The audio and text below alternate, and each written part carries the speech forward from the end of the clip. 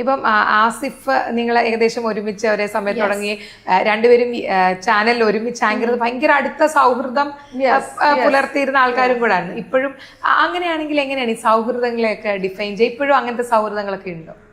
ഇല്ല, ഇപ്പം ഞാൻ അങ്ങനെ ക്ലോസ് അല്ല ആസിഫായിട്ട്. ആസിഫ് എനിക്ക്, ഞാൻ ആസിഫിനെ പരിചയപ്പെട്ട മുതൽ നമ്മളിങ്ങനെ റോട്ടിൽ കൂടെ പോകുമ്പോഴും വലിയ ഹോർഡിങ്സ് കാണില്ലേ, അപ്പൊ അവൻ ഇങ്ങനെ പോയിന്റ് ചെയ്തിട്ട് പറയാറുണ്ട്, നാളെ നോക്കിക്കോ എന്റെ മുഖം അവിടെ കാണുമെന്ന്. അത്രയ്ക്ക് അവൻ ലൈക്ക് വിശ്വസിക്കുന്ന ഒരു ആളായിരുന്നു. Like he wanted to be in the cinema.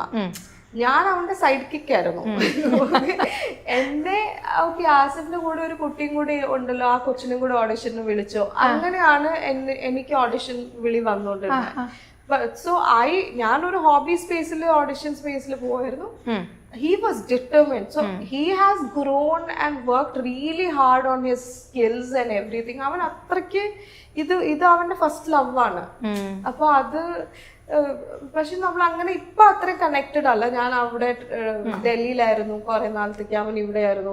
So not that connected. പക്ഷെ ഐ എം ഷുവർ, പിന്നെ ഫോൺ എടുക്കാൻ ബുദ്ധിമുട്ടുള്ള ഒരു വ്യക്തിയാണെന്ന് എല്ലാവർക്കും അറിയാവുന്നതുകൊണ്ട് ദാറ്റ്സ് ഓൾസോ ദേർ. അപ്പൊ എങ്ങനെയാണ് അല്ല സൗഹൃദങ്ങളെ എങ്ങനെയാണ് ഒരു ഡിഫൈൻ ചെയ്യാൻ പറഞ്ഞാൽ? അർച്ചനയുടെ സൗഹൃദങ്ങൾ എന്റെ സിനിമയില് ഫ്രണ്ട്സ് എന്ന് പറയുന്നത് കുറവാണുള്ളത്. എനിക്ക് അല്ലാതെ ചെറുപ്പം മുതലുള്ള ഫ്രണ്ട്സ്, അല്ലെങ്കിൽ പിന്നീട് ആഡ് ഓൺ ആയ ഫ്രണ്ട്സ്, ഞാൻ ഫ്രണ്ട്സിന് ഒരുപാട് ഇമ്പോർട്ടൻസ് കൊടുക്കാറുണ്ട്. പിന്നെ എൻ്റെ അച്ഛൻ എന്താ ചെയ്യുന്നത്, കോളേജ് സമയത്ത് എന്താ ചെയ്തുകൊണ്ടിരുന്നതെന്ന് വെച്ചാൽ എൻ്റെ എല്ലാ ഫ്രണ്ട്സിനെ അപ്പനും ഫ്രണ്ട് ആക്കും. അപ്പൻ നാട്ടിൽ വന്നിട്ട് പുറത്ത് സിനിമയ്ക്ക് കൊണ്ടുപോകും, കറങ്ങാൻ കൊണ്ടുപോകും, അങ്ങനെ ഭയങ്കര ഫ്രണ്ട്ലി ആവും. പിന്നെ എന്താ പ്രശ്നം, ഞാൻ ഇനി എന്തെങ്കിലും കുർത്തക്കേട് നമുക്കിത് ചെയ്യാന്ന് ചോദിക്കുമ്പോ അവരൊരു Jose uncle won't like it yeah. അപ്പന്റെ നമ്പർ. പിന്നെ ആദ്യം ഞാൻ my father is so cool, എന്റെ ഫ്രണ്ട്സിന്റെ കൂടെ ചില്ല് ചെയ്യുന്നു. പിന്നീടാണ് എനിക്ക് ഇതിന്റെ മറ്റേ സൈഡ് മനസ്സിലായത്. പക്ഷെ അത് കൊള്ളാം കേട്ടോ, ഞാനും അത് എടുത്തു വെക്കുന്നുള്ളിൽ. കാരണം നമുക്കിപ്പോ മക്കളുണ്ടല്ലോ, നാളെ അത് പ്രയോഗിക്കാം. അപ്പൊ അങ്ങനെ എന്റെ എല്ലാ ഫ്രണ്ട്സ് എന്റെ വീട്ടിൽ വന്ന് ലൈക്ക് അവരവിടെ കടക്കും, യൂണോ.